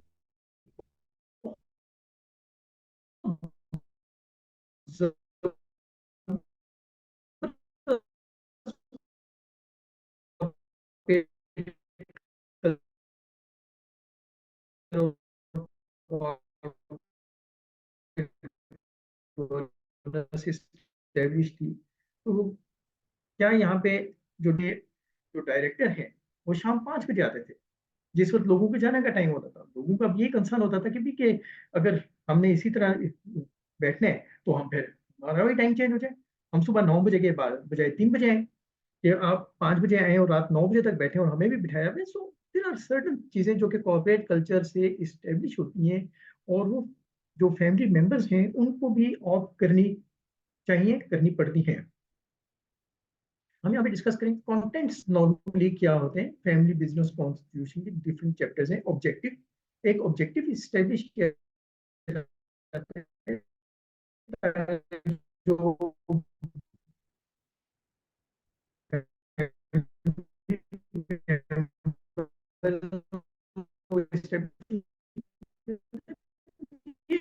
हमारे ऑब्जेक्टिव है, ताकि कल को कोई भी जो है उनको ये पता हो कि ये जैसे एक जगह पे यही डिस्कस हुआ था कि अगर कहीं पे डिस्प्यूट्स इतना स्ट्रांग हो कि फैमिली और बिजनेस में से चूज करना हो, तो फैमिली को पहले चूज किया जाएगा, क्योंकि बिजनेस तो दोबारा बन जाएगा, लेकिन फैमिली अगर एक ब्रेक होगी तो वो दोबारा नहीं बनेगी। फिर रूल्स इस्टेब्लिश किए जाते हैं, शेयर होल्डर्स कौन होंगे, सक्सेशन प्लानिंग है, training and development, group head office, entry and exit, dispute resolution procedure, shares selling and buying, working directors, profit sharing, companies performance. तो ये एक जनरल कंटेंट्स हैं जो कि वो एरियाज हैं जिनको एड्रेस किया जाता है in the family business constitution. अच्छा, लाइक वैल्यू ऑफ कंपनीज क्या है, what are the value of the group, respect of elders, religious values establish कर सकते हैं, बिजनेस एथिक्स है, केयर एंड सेक्रीफाइस है, family first, rule of law and discipline, how this can be incorporated. अच्छा, अब इसमें ये चीजें हैं कि जैसे आपने एक रूल बना दिया कि जी फैमिली फर्स्ट है या केयर एंड सेक्रीफाइस है, जो फिर आपके बिजनेस कॉन्स्टिट्यूशन में रूल होंगे वो इस चीज को फॉलो कर रहे होंगे या इस चीज को एड्रेस कर रहे होंगे कि ये वाली वैल्यूज जो है वो बिजनेस कॉन्स्टिट्यूशन में एडअप हो। रोल्स क्या हैं, whether all roles are clearly defined and allocated, members are responsible for their roles, rotation of roles among family members, clarity of roles, accountability of roles। Role एक बहुत important चीज है, कोई भी बिजनेस जो है उसमें सर्टन रोल्स होते हैं, जो कि एक्टिविटीज होती हैं जो परफॉर्म करनी होती हैं और जिनको हम डिपार्टमेंट्स का नाम देते हैं। आपने कुछ सेल करनी है, मार्केटिंग का प्रोसेस होगा, प्रोडक्शन होगी, R&D होगी, परचेजिंग होगी, स्टोर्स के मामला होंगे। अच्छा, अब ये इंपॉर्टेंट है कि फैमिली मेंबर्स में ये क्लियर किया जाए कि कौन सा फैमिली मेंबर कौन सा रोल ले रहा है और वो उसके लिए रिस्पॉन्सिबिलिटी होगी और उसके बेंचमार्क्स क्या होंगे उसकी परफॉर्मेंस के। देन आपस में रोटेट भी करें रोल। और ये चीज मैंने प्रॉब्लली सबसे ज्यादा प्रॉब्लम देखी है फैमिली बिजनेसेस में कि रोल्स की क्लैरिटी नहीं होती और जिसका जो दिल चाहता है वो रोल टेकअप करता है, और इससे सबसे ज्यादा प्रॉब्लम नीचे जो वर्किंग मैनेजर्स होते हैं, जो एम्प्लॉइज होते हैं, उनको आ रही होती है कि उनको क्लैरिटी ही नहीं होती कि हमने किसको जवाब देना है। और कोई भी फैमिली मेंबर जो है वो उनसे किसी वक्त भी कोई भी रिपोर्ट मांग लेते हैं, तो वो एक बिल्कुल कंफ्यूजन का शिकार रहते हैं। और कई दफा ऐसी भी प्रॉब्लम होती है कि जहाँ पे जो फैमिली मेंबर्स हैं उन्होंने नीचे मना किया होता है कि भाई ये दूसरे फैमिली मेंबर को ये इन्फॉर्मेशन देनी है या नहीं देनी, तो ये एक बड़ी अजीब सी प्रॉब्लम क्रिएट कर देते हैं। देन एक इसमें हमारा चैप्टर होता है family members, who are family members, addition in family members कैसे होगी, female members, son in laws, role of relatives, doing jobs in companies, competition in business, starting new business, exit from family member. देखिए, जो जब हम family business की बात करते हैं या इसकी बात करते हैं कि जो फैमिली है वो कौन लोग होंगे, इसमें मोस्टली केसेस में, जैसे मैंने पहले भी इसको बताया था, डिस्कस किया था कि जो मेल डिसेंडेंट्स हैं those are considered as family member. अगर कोई भी बच्चा पैदा होता है मेल मेंबर है तो he will be considered as family member, लेकिन उसके सर्टन राइट्स, ऑब्लिगेशन, मल्टीपल चीजें सर्टन एज ब्रैकेट के बाद स्टार्ट होंगी। उससे पहले वो एक फैमिली यूनिट भी कहा जाता है कि वो एक फैमिली यूनिट है। एक लाइक तीन भाई हैं तो हमने कहा जी तीन फैमिली यूनिट है, उनके नीचे उनके बच्चे हैं और अब थर्ड जनरेशन भी आ गई, उनके तो बच्चे हैं। तो देन हमने ये कहा कि नेक्स्ट फिर फैमिली यूनिट्स बनते चले जाएंगे, तीन से आगे चार पांच छह डिफरेंट फैमिली यूनिट्स बनते चले जाएंगे, जिसमें एक उनका हेड होगा और जो कि मेन फैमिली मेंबर होगा, उसके वाइफ होंगी, उसके बच्चे होंगे। Those are family units and family members. तो ये सर्टन डेफिनेशंस क्लैरिटी में स्टेब्लिश की जाती है कि फैमिली मेंबर कौन होंगे। फिर यहाँ पे इसी तरह है कि जी कि अगर वो जॉब करना चाहता है या कम्पिटिटिव बिजनेस में आना चाहता है, नया बिजनेस स्टार्ट करना चाहता है, तो उसके रूल रेगुलेशंस इस्टेब्लिश किए जाते हैं। अगर एक आदमी ये चाहता है कि जी मैं फैमिली मेंबर में निकल जाऊँ उससे, उसकी भी ऑप्शन मौजूद होनी चाहिए। बेशक ये नहीं उसके बाद फिर वो फैमिली बिजनेस से उसका फिर ताल्लुक नहीं रहेगा, वो फैमिली मेंबर तो जरूर रहेगा, लेकिन हम बिजनेस के लिए अगर कंसिडर करेंगे तो फिर उसका ताल्लुक से नहीं होगा। शेयर होल्डर्स, शेयर होल्डिंग की एक बड़ी कॉमन प्रॉब्लम है, क्योंकि अक्सर ये होता है कि फैमिलीज की इक्वल शेयर होल्डिंग नहीं होती। अगर एक वाला साहब थे जिन्होंने बिजनेस स्टार्ट किया, उनके नीचे 3 बच्चे थे, उसके बाद उनके आगे बच्चे हुए और 7-8, और टोटल फैमिली मेंबर्स हो गए और 10-12। तो अब शेयर होल्डिंग कई दफा फॉर एनी रीजन वो इक्वल नहीं रहती। अच्छा, जिस वक्त प्रॉफिट डिस्ट्रीब्यूशन या उसकी बात आती है, तो कई दफा तो वो ये करते हैं कि वो इक्वल कर रहे होते हैं। लेकिन अगर वो उस पर बात करेंगे कि जी हमने जो आपकी शेयर होल्डिंग है उस पर प्रॉफिट डिस्ट्रीब्यूशन हो, तो वो फिर कैसे करनी है। ये एक मोस्टली केसेस में कॉम्प्लेक्स इशू होता है कि कहाँ कहाँ पे जो इक्वलिटी थी वो खत्म हुई, जब 3 बच्चों में आगे डिस्ट्रीब्यूट हुए तो वहां पे क्यों इक्वल नहीं हुई, और कहाँ से वो एक चेन स्टार्ट होती है, अब कितना डिफरेंस आ चुका हुआ है, कितने कौन पैसे ले चुका हुआ है। सो ये एक नॉर्मली कॉम्प्लेक्स इशू होता है टू एड्रेस दैट। रिम्यूनरेशन ये एक कॉम्प्लेक्स होने के साथ साथ सेंसिटिव इशू भी है, क्योंकि जिस वक्त पेमेंट पे या बाकी उस चीज पे बात आती है तो लोग बहुत सेंसिटिव हो जाते हैं। और अगर किसी को ज्यादा मिल रही है, वो उसको कहा जाए कि उसे कम मिलनी है या काम के हिसाब से है। अब लाइक इस तरह का एक कंसर्न आया कि जी कि एक पेमेंट जो है वो किस हिसाब से होगी। उन्होंने जहाँ पे एक डिस्कशन हुई कि जितने फैमिली मेंबर्स होंगे, एक फैमिली यूनिट में मे बी 4 फैमिली मेंबर्स हों, एक में 2 हों, एक में 6 हों। तो अब इसका मतलब ये है कि फैमिली यूनिट्स में अगर हम 10,000 या 1 लाख रुपए के हिसाब से बात करें, तो एक फैमिली यूनिट में 2 लाख रुपए जा रहे हैं, एक में 4 लाख जा रहे हैं, एक में 6 लाख जा रहे हैं। अब ये बेसिकली थोड़ा सा जस्टिफाइड चीज नहीं है। क्यों? क्योंकि उसकी वजह ये कि फैमिली यूनिट में या जो लोग मेन मेंबर्स काम कर रहे हैं उसके हिसाब से पेमेंट होनी चाहिए। तो इस तरह की चीजों को भी एड्रेस करना चाहिए कि वो कैसे इस चीज को करेंगे। प्रॉफिट डिस्ट्रीब्यूशन है, अक्सर औकात प्रॉफिट को ये कंसिडर किया जाता है, अगर कैश ज्यादा है तो वो समझते हैं कि प्रॉफिट है, या प्रॉफिट ज्यादा है तो समझते हैं कि कैश भी अवेलेबल हो। अगर आपने कैपिटल एक्टिविटीज में या कहीं पे स्पेंडिंग कर दिया, लेकिन उसके बावजूद भी जबरदस्ती लिया जाता है। तो ये एक हमारा बड़ा इंपॉर्टेंट टॉपिक होता है कि जी प्रॉफिट डिस्ट्रीब्यूशन कैसे होगी उस केस, अगर लॉस है या कंपनी में प्रॉफिटेबिलिटी इतनी नहीं है तो उसको कैसे एड्रेस किया जाएगा। Family council, family council normally उस उन ग्रुप्स में बनती है जहाँ पे फैमिली मेंबर्स बहुत ज्यादा हो जाएं। जैसे मैं काजी ग्रुप में की बात करें, वहाँ पे फैमिली मेंबर्स बहुत ज्यादा थे क्योंकि 4th जनरेशन थी, और वहाँ पे मोर देन 50 फैमिली मेंबर्स, वहाँ वो कॉन्स्टिट्यूट करते हैं एक फैमिली काउंसिल।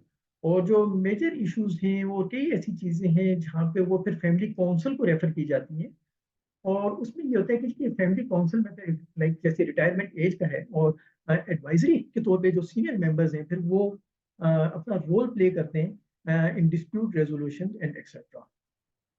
फैमिली यूनिट, इसका जैसे मैंने थोड़ा सा डिस्कस किया कि फैमिली यूनिट ये है कि जैसे जो एक मेन फैमिली मेंबर्स हैं उनके आगे वाइफ भी हैं, बच्चे भी हैं। तो जो मेन फैमिली यूनिट है, जब तक उनके बच्चे बड़े नहीं होते, वो that is considered to be as a one family unit.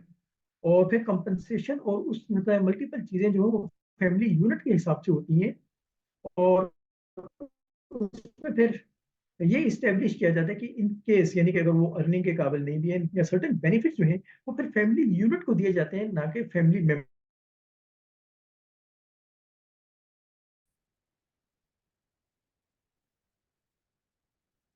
Shares, share capital में एक तो डिस्ट्रीब्यूशन है, देन इक्वल होने चाहिए नहीं होने चाहिए। अब इसमें एक प्रॉब्लम जो नॉर्मली आती है, अगर एक फैमिली मेंबर जो है अपने शेयर सेल करना चाहते हैं, और देन वो किसको सेल कर सकता है, उसमें नॉर्मली रिस्ट्रिक्शन ये होती है कि ये जो बाकी फैमिली मेंबर्स हैं उनको इक्वली डिवाइड होंगे, और फर्स्ट राइट ऑफ रिफ्यूजल तमाम फैमिली मेंबर्स को दिया जाएगा, क्योंकि ऐसा ना हो कि जी कि कुछ फैमिली मेंबर्स जो है वो ज्यादा शेयर होल्डिंग ले लें एंड देन वो एक सर्टन पावर में आ जाए। सो इस चीज को इसमें डिस्कस किया जाता है इस चैप्टर में।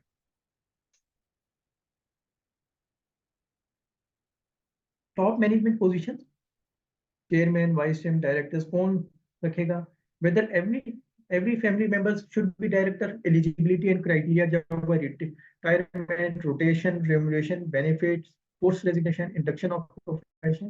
तो ये वो चीजें हैं, एरियाज हैं एरिया में टॉप मैनेजमेंट पोजीशन में जिसको एड्रेस किया जाता है। और this is called basically succession planning, जो कि कॉन्स्टिट्यूशन का एक बहुत ही इंपॉर्टेंट एस्पेक्ट है जिसकी बेस पे कि आपने कंटिन्यूटी रखनी है और कल को आपको ये पता होगी जी कि जैसे इंडियन एक फैमिली के बारे में सुनने में आया था कि जी के वहाँ पे जब जो चेयरमैन थे उनका बेटे ने चेयरमैन बनना था, तो उसका उन्होंने तरीकेकार ये किया कि 6 महीने चेयरमैन अपना डिसीजन को कोई किसी भी मैटर पे अपना डिसीजन करते थे, तो उनका बेटा जो है उस डिसीजन को पढ़ता था और समझता था कि भाई ये डिसीजन क्यों किया गया। नेक्स्ट 6 मंथ्स जब भी कोई प्रॉब्लम आती थी तो वो बेटे के पास आती थी जिसने चेयरमैन बनना था, वो उस पर अपनी ओपिनियन देता था एंड देन वो जाती थी प्रेजेंट चेयरमैन के पास जो उसके वालद साहब थे, और वो उस पर अपनी राय देते थे और ओपिनियन देते भी कि तुमने ठीक डिसीजन किया। सो वो एक पार्ट ऑफ ट्रेनिंग है। तो इस तरह की पार्ट ऑफ ट्रेनिंग जो है वो इम्पोर्टेंट होती है, जो कि हमारी फैमिलीज में और हमारे यहाँ पे बिजनेस में नॉर्मली लैग करती है। फिर रोटेशन होनी चाहिए कि आप डिफरेंट पोजीशन पे वो रोटेट करें ताकि उनको हर बिजनेस के before joining the top position उनको यह पता हो कि जी उन्होंने कैसे इस चीज को हैंडल करना है। ग्रुप बिजनेस ग्रुप बिजनेस में बेसिकली ये होता है कि जहाँ पे एक बड़ा ग्रुप है और उसके मल्टीपल बिजनेसेस हैं, जिसकी मिसाल हम निशात की भी ले सकते हैं कि जहाँ पे उनकी इंश्योरेंस भी है, बैंकिंग भी है, होटलिंग भी है। तो वहाँ पे इस्टेब्लिश किया जाता है कि ग्रुप बिजनेस आपका क्या होगा। उसके फिर डिफरेंट प्रॉफिट सेंटर्स बन जाते हैं जहाँ पे फैमिली मेंबर्स को चीजें दी जाती हैं, वो रिस्पॉन्सिबिलिटी अकाउंटेबिलिटी होती है। और फिर ग्रुप बिजनेस, आपने अगर कोई अपना नया बिजनेस स्टार्ट करना है अदर देन ग्रुप बिजनेस, वो कैसे किया जा सकता है। फिर एक और बहुत कॉमन प्रॉब्लम ये आती है कि जी कि आप क्या ग्रुप बिजनेस का नाम यूज कर सकते हैं या नहीं कर सकते। फॉर एग्जाम्पल, अगर एक पर्टिकुलर बड़ा ग्रुप है और एक one of the family member ये कहता है कि मैं एक सेपरेट अपना बिजनेस स्टार्ट करूंगा, लेकिन मैं नाम, अब एक बड़ा कॉमन नाम है मास्टर का। मास्टर पेंट्स वाले भी हैं, मास्टर टाइल्स वाले भी हैं, मास्टर फोम वाले भी हैं। अब एक बच्चा जो है जो कि किसी एक मास्टर ग्रुप में है एंड देन वो ये कहता है कि जी मैं मास्टर का नाम यूज करूंगा, तो वो एक कंसर्न होता है कि वेदर वो कर सकता है या नहीं कर सकता, क्योंकि उसमें इम्पैक्ट ये आता है कि अगर उसकी तरफ से कोई प्रॉब्लम आएगी तो कल को वो इम्पैक्ट बिजनेस पे भी आएगा। हेड ऑफिस हेड ऑफिस का कॉन्सेप्ट भी अगेन वो ये कि जहाँ पे मल्टीपल कंपनीज होती हैं, तो वहाँ पे फिर एक हेड ऑफिस स्टेब्लिश किया जाता है जहाँ पे यूनिफॉर्मिटी ऑफ सैलरीज और बाकी मल्टीपल चीजों को हेड ऑफिस लुक आफ्टर करते हैं। और सर्टन जो रूल्स एंड पॉलिसीज हैं वो फिर हेड ऑफिस की तरफ से डिफाइन होती है instead of different companies.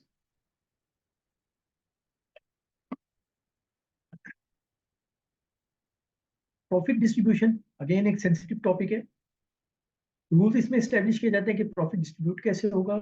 Should भी इक्वल होना चाहिए। कंपनीज अगर लॉसेज में है तो फिर वहां पे क्या होगा, और अगर प्रॉफिट है in case of low profit, फिर फैमिलीज के पास क्या ऑप्शन है। क्योंकि उसमें फिर प्रॉब्लम यह है कि कई दफा फैमिलीज के लिए सर्वाइवल मुश्किल हो जाती है। वो ये कहते हैं कि जी कि कुछ लोग तो ऐसे हैं जो उसमें प्रॉफिट ले रहे हैं, सैलरीज ले रहे हैं, लेकिन कुछ एक फैमिलीज हैं जो कि डायरेक्टली पार्टिसिपेट नहीं कर रही और उनकी शेयर होल्डिंग है, तो उसमें फिर वो सर्वाइव कैसे करें अगर कंपनी प्रॉफिट ही देना बंद कर दे तो। डेवलपमेंट एंड ट्रेनिंग, जो फैमिली मेंबर्स हैं उनकी डेवलपमेंट एंड ट्रेनिंग के लिए क्या होगा, उसका कोई बजट है, वॉचिंग पर्टिकुलर इंटरेस्ट, उनके किस चीज में ट्रेनिंग करनी है। उसमें कई दफा ये भी किया जाता है कि उन्होंने एक सर्टन नंबर ऑफ आवर्स जो है इन अ ईयर उन्होंने कंप्लीट करने हैं और सर्टन डिसिप्लिन में कंप्लीट करने हैं। एचआर में होगा, आईटी में हो गया, इंजीनियरिंग में हो गया, सेल्स मार्केटिंग में हो गया, ताकि उनको जो कॉन्टिन्यूस डेवलपमेंट है।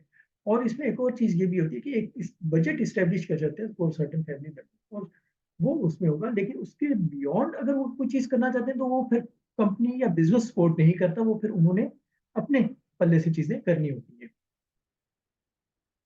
डिस्प्यूट रेजोल्यूशन डिस्प्यूट रेजोल्यूशन में should be there are certain criteria for dispute resolution. अगर कोई डिस्प्यूट आता है तो वो कैसे एड्रेस होगा, उसको कैसे लॉन्च किया जाएगा, कहाँ पे वो रजिस्टर होगा, वो अगर रिजॉल्व नहीं होता तो फिर उस केस में क्या होगा, और क्या वो बाइंडिंग ऑन पार्टीज होगा। कई दफा इस तरह की प्रॉब्लम आती है कि जहाँ पे ये भी होता है कि जी कि एक पर्टिकुलर फैमिली मेंबर जो है वो रिफ्यूज कर देता है कि जी कि मैंने इस डिसीजन से मैं एग्री नहीं करता। तो उसका भी एक तरीकेकार होना चाहिए कि उसने आपने कैसे इस चीज को इस्टेब्लिश करना है और कैसे इस चीज को करना है। तो ये थोड़ा सा एक ट्रिकी मामला होता है। और वो एक सेइंग है, आप लोग भी शायद इसको इस्टेब्लिश करते हैं, वो कहते हैं कि हर कंपनी में एक बशीरा होता है। बशीरा मीन वो ये कहते हैं कि जी कि एक ऐसा आदमी जो ट्रबल मेकिंग होता है, वो हर चीज में कहता है जी नहीं मैंने इस चीज को नहीं माना या मैं इस चीज को नहीं करता। तो ये प्रॉब्लम हमने अक्सर जो फैमिली मेंबर्स हैं उनकी मुंह से सुनिए, वो ये कहते हैं कि नहीं जी वो एक सर्टन पर्सन है जो कि हमें बहुत तंग करता है और हमारे बातें भी नहीं मानता और सब चीजें नहीं करता। There should be certain rules के भी कि किस तरीके से किस चीजों को हमने कहाँ पे किस तरीके से एड्रेस करना है। और देखिए, मेरा आज तक एक्सपीरियंस ये है कि जिस किसी का कोई डिस्प्यूट होता है या जो दूसरे फैमिली मेंबर उसको ये कह रहे होते हैं कि नहीं भी ये तो सिर्फ प्रॉब्लम क्रिएटर है, उसके अपने कंसर्न्स होते हैं। मोस्टली केसेस में लोग जानबूझ के नहीं करते। उनके अगर आप कंसर्न्स को एड्रेस कर दें तो वो उस चीज को रिजॉल्व कर देते हैं। आपने अगर उसे जबरदस्ती एक चीज पे बिठाया है तो वो उस चीज पे रिएक्ट करेगा। जैसे मैं कंपनी में उन्होंने वही पर्टिकुलर आदमी को एक पर्टिकुलर डेजिग्नेशन देके कहा भी काम करो, उसका इंटरेस्ट ही नहीं था। वो 2 घंटे से 3 घंटे से ऊपर काम ही नहीं करता था और डेफिनेटली उसकी तरफ से रेजिस्टेंस कॉन्टिन्यूसली आती रहती।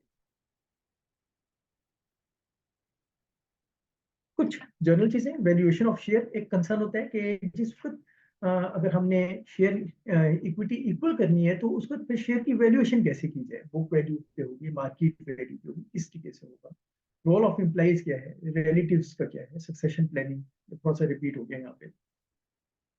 अच्छा, देन हमने ये जो अपने एरियाज डिस्कस किए हैं इसकी एक सिलेक्शन क्राइटेरिया है। प्रायोरिटी, कुछ चीजों की प्रायोरिटी हम इस्टेब्लिश करते हैं कि जो एरियाज हैं उसकी प्रायोरिटी क्या, हाई मीडियम लो।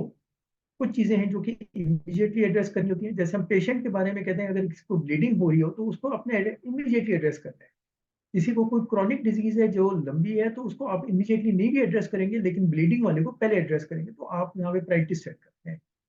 देन फिर सेंसिटिविटी, जैसे मैंने ये कहा कि remuneration is a very sensitive topic, तो उसको प्रॉब्ली आप हाई सेंसिटिव में रखेंगे और मे बी ग्रेजुअली एड्रेस करेंगे। कुछ चीजें ऐसी हैं मॉडरेट हैं, लो हैं। एंड देन फिर कॉम्प्लेक्सिटी, कुछ चीजें ऐसी हैं जिसे रिजॉल्व करना बहुत कॉम्प्लेक्स होता है। जैसे मैंने पहले बताया कि शेयर होल्डिंग अगर बिल्कुल वेरी कर रही है और आपने उसे इक्वल करना है और कंपनीज भी बेशुमार है, इस तरह के केसेस भी हैं कि जहाँ पे एक ग्रुप की, फैमिली ग्रुप की 32 कंपनीज थी। अच्छा, अब उसमें डिफरेंट शेयर होल्डिंग डिफरेंट लोगों की है और आप अगर हम उन सबको एक्यूमुलेट करें तो एंड पे पता ये चलता है कि बिल्कुल ही इनबैलेंस किस्म की चीजें हैं। अब उसको अगर सॉल्व करना है और आप ये कहते हैं कि जी कि हमने इक्वल शेयर होल्डिंग करनी है, तो it's a very challenging task. Risk and challenge क्या है इसमें, डिफरेंस ऑफ ओपिनियन होता है, डिफरेंस इन वैल्यूज है, फैमिली डिस्प्यूट्स है, पर्सनल प्रेफरेंसेस है, कंपटीशन इन बिजनेस है। ये एक डिफरेंट चैलेंजेस है जहाँ पे ओपिनियन डिफरेंट है और एक आदमी ये कहता है मैं तो इस चीज को मानता ही नहीं है, मैं इसे टोटली डिसएग्री करता हूँ। वैल्यू का डिफरेंस है। अब एक ग्रुप में एक आदमी है जो कि वो कहता है कि हमने अगर कोई ऐसे कॉन्ट्रैक्ट लेने हैं जहाँ पे स्पीड मनी देनी पड़ती है या कोई अंडर हैंड पैसे देने पड़ते हैं, यही गवर्नमेंट के सारे प्रोजेक्ट्स की तो वो देने चाहिए। एक उसी फैमिली में दूसरा ग्रुप है जो कि वो कहता है कि हमने प्रिंसिपली इस चीज को बिल्कुल नहीं फॉलो करना और हमें किसी किस्म का पैसा नहीं देना। तो जब इस तरह के अब जो पहला ग्रुप है वो ये कहता है कि आपके ये पैसे ना देने की वजह से हम बहुत बड़ा बिजनेस का एक चंक लूज कर रहे हैं। दूसरा ग्रुप ये कहता है कि जी कि हम अगर लूज करते हैं तो कोई इससे फर्क नहीं पड़ता लेकिन हम एथिकल बिजनेस करेंगे। तो इस तरह की चीजें होती हैं जहाँ पे बड़े सीरियस टसल हो जाती है और वहां पे फिर चीजें डिसाइड करना और वहां पे फिर कंसल्टेंट का रोल आता है कि चीजों को सुने देखे एंड देन उसको रिजॉल्व करने की कोशिश करें। फिर एक स्ट्रेटजी है कि किस तरीके से स्ट्रेटजी में हम ये कहते हैं कि मल्टीपल फेजेस में इसको किया जाए। ये नॉर्मली कोई छोटी असाइनमेंट नहीं होती, एक लंबा काम होता है जिसे मल्टीपल फेजेस में करें। इनिशियल एक डायग्नोस्टिक स्टडी हम सजेस्ट करते हैं कि जहाँ पे आप ये देखें कि प्रेजेंट प्रैक्टिस क्या है और जो बेस्ट प्रैक्टिस है उससे वो कितना वेरी कर रही है। फॉर एग्जाम्पल, अगर रोल क्लियर नहीं है और अगर फैमिली ट्री ही सही नहीं बना हुआ, शेयर होल्डिंग नहीं है, तो आप पहले प्रॉब्लम तो डायग्नोज करेंगे कि ये प्रॉब्लम्स हैं और उन्हें फिर आपने कैसे एड्रेस करना है। फेज 1 में gathering information and establishing present status, determining the base values and working rules के हो क्या रहा है, पहले तो ये चीज की क्लैरिटी हो। सेकंड फेज में फिर development of working procedures and implementation, जो सारे चैप्टर्स हैं उसके फिर डेवलपमेंट की जाती है, उसकी ओपिनियन ली जाती है। उसमें डिफरेंट क्वेश्चंस हमने एस्टेब्लिश किए हुए हैं कि जहाँ पे क्वेश्चन पूछते हैं तो जिससे एक ओपिनियन पता चलती है कि कहाँ पे स्टैंड करें। फिर देन टेस्टिंग एंड फाइनलाइजेशन, फिर फाइनल बिजनेस कॉन्स्टिट्यूशन को इंकॉर्पोरेट किया जाता है और उसकी फिर टेस्टिंग का एक फेज है जहाँ पे टेस्ट किया जाता है कि जो आपने वैल्यूज हैं, जैसे रिम्यूनरेशन है, जैसे आप रोल्स की क्लैरिटी है, तो वो चीजें क्या इस्टेब्लिश हुई हैं या नहीं हुई। इनिशियल डायग्नोस्टिक स्टडी में review the present system, establishing gap and areas for improvement, matching with desired requirement of family business, establishing what could be best development and implementation strategy, comprehensive report, and estimating the tentative timeline, effort required and strategy. ये initial diagnostic में कि जहाँ पे, जैसे मैं अक्सर ये कहता हूँ कि जब आप डॉक्टर के पास जाते हैं तो डॉक्टर ये कहता है कि ये कुछ टेस्ट करवा लें जिससे आप पता चले कि प्रॉब्लम है क्या। तो इनिशियल डायग्नोस्टिक भी बेसिकली उसी चीज को एड्रेस करता है कि जहाँ पे ये पता चलता है कि ये प्रॉब्लम्स है और प्रेजेंटली आप इन चीजों को फॉलो कर रहे हैं, इसको नहीं कर रहे हैं, यहाँ पे जो बेस्ट प्रैक्टिसेस है उससे वेरी चीजें कर रही हैं। Phase 1 joint gathering and discussion, different इसमें सेशंस होते हैं जिसमें तमाम फैमिली मेंबर बैठते हैं, उनसे ज्वाइंट डिस्कशन भी होती है और सेपरेट डिस्कशन भी होती है, individual discussion with all family members, 1 to 1 discussing all the areas. और जो फैमिली की है उसमें इनपुट स्टेब्लिश की जाती है, उसमें आइदर आप एक एक्सेल की क्रॉस वर्कशीट बना सकते हैं जिसमें क्वेश्चंस हैं एंड देन सबकी ओपिनियन है, तो some sort of pool establish हो जाता है। Formulating the business rules and contents of the family business constitution के जो हमने चैप्टर डिस्कस किए थे इसमें डिस्कस किया जाता है कि कौन कौन से चैप्टर्स हैं जिनको लेके चलना है, कि कौन से चैप्टर्स हैं जिनको आपने आइडेंटिफाई तो करना है लेकिन मे बी अभी उस पर काम ना किया जाए। फिर फेज 2 है, at this stage basic sketch of family constitution ready हो जाते हैं, डेवलपमेंट ऑफ मेजर एरियाज पे जो काम किया जाता है, implementation of the areas and analysing the results and response, making any required changes. फिर ग्रेजुअली चेंज होती है और ये बेसिकली एक some sort of open document है, इसमें चेंजेस आती रहती हैं और ये प्रिंसिपली नेक्स्ट 10-20 ईयर्स के लिए बनते हैं। और जब आप इसे अप्लाई करते हैं फिर कई बार प्रॉब्लम्स का भी पता चलता है कि भाई ये चीज़ें वर्केबल हैं नहीं है। फेज 3 में at this stage family business constitution significantly implement हो जाते हैं एंड मेजर वर्किंग आपकी कंप्लीट हो जाती है बेस्ड ऑन पीरियोडिक रिव्यू। और फिर नॉर्मली होना ये चाहिए compliance sort of periodic review हो कि जी के जो फैमिली बिजनेस कॉन्स्टिट्यूशन जो बना था और जो वैल्यूज थी क्या वो इनटू स्पिरिट अप्लाई हो रहे हैं या नहीं हो रहे। So this is all from my side. So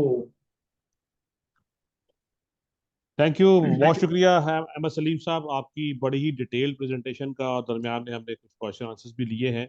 अब हमारे पास वक्त की कमी की बायस हम कुछ क्वेश्चंस लेंगे और उसके बाद इस वेबिनार के इख्तिताम की तरफ चलेंगे। अच्छा, एक क्वेश्चन है हमारे एक पार्टिसिपेंट का कि as we observe some sharp businessman after their death they leave legal will that who will be the successor, lead, or govern the business after them. Either we also named it as business constitution or it is fall in family business constitution. Will के बारे में पूछ रहे हैं, जो कि नहीं नहीं मतलब will is नहीं, वो not तो not देखिए able. वो तो एक पर्टिकुलर एक आदमी की अपनी ओपिनियन है और अपनी उसकी जी राय है, that can't be said as family business constitution, क्योंकि कॉन्स्टिट्यूशन में सबकी राय शामिल होती है और उसमें एक रूल रेगुलेशन बनते हैं कि लाइक कौन उसमें नेक्स्ट होगा। फिर उसमें हर एक को जी पता होता है कि भी मेरे पास ये अपॉर्चुनिटी है, वहां पे तो अपॉर्चुनिटी खत्म होगी ना विल में। जी लाइक अगर नीचे कजन हैं, 5-6 हैं, उन्होंने ग्रेजुएट किया, उनको अब पता है कि हम सब compete कर सकते हैं फॉर अ पर्टिकुलर पोजीशन। तो मेरी ओपिनियन में will is not a constitution, none. That is Okay. Just. जी बिल्कुल, आप जी house is open for answer question. अगर फर्दर किसी का क्वेश्चन है वो अपना हाथ हैंड रेज कर सकते हैं, माइक उनको ओपन किया जा सकता है और चैट बॉक्स में अपना क्वेश्चन लिख सकते हैं। अगर कोई है किसी का क्वेश्चन तो काइंडली बताइएगा। अभी इससे पहले के क्वेश्चन किसी का आता है, अहमद साहब मेरा एक क्वेश्चन मेरी तरफ से ये है जी कि हमने अब तक जो डिस्कशन की है इसमें कॉर्पोरेट कल्चर जी को हमने बड़ा इम्पोर्टेंस दी कि कॉर्पोरेट कल्चर आएगा तो बेशक हम फैमिली कॉन्स्टिट्यूशन बना भी लें, लेकिन जब तक कल्चर हम अपने बिजनेस में इम्बेड नहीं करेंगे तब तक फैमिली कॉन्स्टिट्यूशन बनाने का कोई ऐसा फायदा नहीं है, जो मेरी जी हाँ बिल्कुल। अंडरस्टैंडिंग। अच्छा, सो अब जब सब इम्पोर्टेंट चीज़ है कि जो उस बिजनेस के पार्टिसिपेंट्स हैं, डायरेक्टर्स हैं, पार्टनर्स हैं, उनकी ट्रेनिंग की जाए, काउंसलिंग की जाए, उनकी ग्रूमिंग की जाए। तो क्या ये जो डायरेक्टर्स ट्रेनिंग प्रोग्राम्स हैं जो कि अब लिस्टेड कंपनीज के लिए और पब्लिक सेक्टर कंपनीज के लिए रिक्वायर्ड हैं, एससीसीपी ने रखा है, वो आई कैप भी करवा रहा है, आईसीएमएम भी करवा रहा है, Pakistan institute of corporate governance भी करवा रहा है, मुख्तलिफ यूनिवर्सिटीज भी करवा रही है, लम्स IBA वगैरह। तो क्या ये या हेल्पफुल हैं? मतलब बेसिकली कॉर्पोरेट गवर्नेंस को समझने के लिए तो वो समझ तो जाएंगे। मेरे हिसाब से, बस मेरे हिसाब से बहुत ज्यादा हेल्पफुल है, क्योंकि वो एक हम्म, आपको कल्चर के बारे में बताते हैं, जहाँ पे लोग फिर ये रियलाइज करते हैं कि हम जो छोटी छोटी चीजों में हम डेलीगेट नहीं कर रहे, और what hmm, is corporate culture, लोगों को एक्चुअली ये भी फिर अंदाजा होता है कि व्हाट उसमें कॉर्पोरेट कल्चर का बेनिफिट क्या है, क्यों हम कॉर्पोरेट कल्चर की तरफ जाएं। तो ये मेरे हिसाब से डेफिनेटली बहुत बहुत ही पॉजिटिव स्टेप है टुवर्ड्स फैमिली बिजनेस कॉन्स्टिट्यूशन, जहाँ पे उनकी रियलाइजेशन होती है कि इससे हम क्या फर्क कंपनी में ला सकते हैं। तो यानी मतलब ये आप, मैं ये समझाऊं कि जो डायरेक्टर्स ट्रेनिंग प्रोग्राम्स हैं ये सिर्फ लिस्टेड कंपनीज के डायरेक्टर्स के लिए नहीं है, जो प्राइवेट कंपनीज हैं जो पार्टनरशिप्स रन कर रहे हैं, they should also attend these yes programmes. बिल्कुल, उसमें यह कि देखिए उसका कुछ कॉन्टेंट्स ऐसे होंगे जो उन पे एप्लीकेबल नहीं होंगे, जो लिस्टेड कंपनी के हवाले जी से, जी लेकिन जी वो जी एक जी। पार्ट ऑफ ट्रेनिंग तो है कि जी कि आपने ट्रेनिंग कॉर्पोरेट तो कल्चर में बाकी चीज में कैसे पार्टिसिपेट करना है। So yes. राइट। अच्छा सर, ये एक लेट्स से एक सिनेरियो है, फॉर एग्जांपल 2 या 3 या 4 भाई हैं। अब उनमें से तीनों चारों पार्टनर हैं। अब उनमें से किसी एक पार्टनर के बेटे नहीं है। अब अभी अब हमने डिस्कस जी किया कि ज्यादातर नॉर्मली जो सक्सेसर्स हैं, जो बिजनेस के ऑपरेशंस को डील करते हैं, वो बेटे ही करते हैं। जी हाँ। सम केसेस में बेटियां भी आ सकती हैं, अब आ जी रही हाँ। हैं पाकिस्तान में, हाँ या बिल्कुल। अगर हम पाकिस्तान से बाहर अपने हमसाया ममालिक में देखते हैं। जी हाँ। तो अगर किसी पार्टनर का कंसर्न है कि मेरी बेटियां हैं, उनकी शादियां हो जाएंगी और वो अगर बिजनेस का ऐसा नहीं बनेंगी तो फिर क्या बनेगा, इस प्रॉब्लम को, एक जो फियर है उनके जहन में, इसको कैसे एड्रेस किया जा सकता है फैमिली कंस्टिट्यूशन? देखिए इसमें दो चीजें मैं आपको बताऊं। एक तो हम ये केस डिस्कस करते हैं जहाँ पे ऐसे केसेस भी हैं जहाँ पे उनकी औलाद ही नहीं है। अच्छा, अब उसमें होता यह है कि जी कि वो जो शेयर होल्डिंग है, अ, उनकी केस में, डेथ के केस में, वो जो उनके पुरसा हैं उस पर चली जाएगी, उनकी अगर बीवी पे है या जो भी एक इस्लामिक शरीय के हिसाब से शेयर होल्डिंग वहां पे चली जाएगी, वो डिस्ट्रीब्यूट हो जाएगी। दूसरा केस ये आता है कि जहाँ पे सिर्फ बेटियां हैं, बच्चियां हैं, तो उस केस में भी यही है कि शेयर होल्डिंग उनके पास होगी। अब वो बिजनेस में पार्टिसिपेट कर रहे हैं या नहीं कर रहे हैं, ये एक उनका अपना डिसीजन है। अच्छा, उसमें होता यह है कि कई दफा बिजनेस की नेचर इस तरह की होती है, जैसे मैं कुछ इंजीनियरिंग फर्म्स की बात करूं कि जहाँ पे इंजीनियरिंग नेचर की फर्म है, जहाँ पे वो ये समझते हैं कि जी कि यहाँ पे लड़कियों का आना मुनासिब ही नहीं है, क्योंकि वो टोटली मेल डोमिनेंट। अच्छा, वहां पे उन्होंने ये किया है, वहां पे पर्टिकुलर केस में उन्होंने ये किया कि जी कि वहां पे लाइक होती है कि उस तरह का बिजनेस अपना स्टेब्लिश कर दिया, अपने ग्रुप बिजनेस में, और वहां पे लड़कियां जो है वो गई।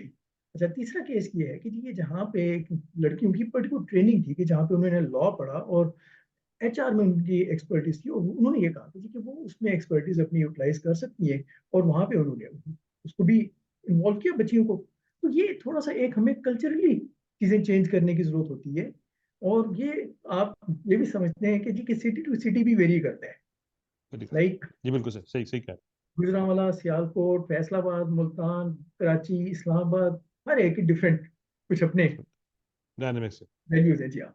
और family to sir, family to family भी वेरी करता है, जिस तरह यस हमारे बिल्कुल पाकिस्तान में बिल्कुल। मेमन फैमिलीज, उनका जरा कल्चर और है, चिरियोट शेख फैमिलीज का और है, अदर शेख फैमिलीज का और है, इस तरह और जो हमारी अभी मैंने कम्युनिटीज हैं उनका अभी मैंने स्टाइल और है। अभी मैंने रिसेंटली गुजरांवाला में एक बड़े ग्रुप के साथ काम किया, जहाँ पे उनकी बेटी जो है वो फुली पार्टिसिपेट कर रही है बिजनेस।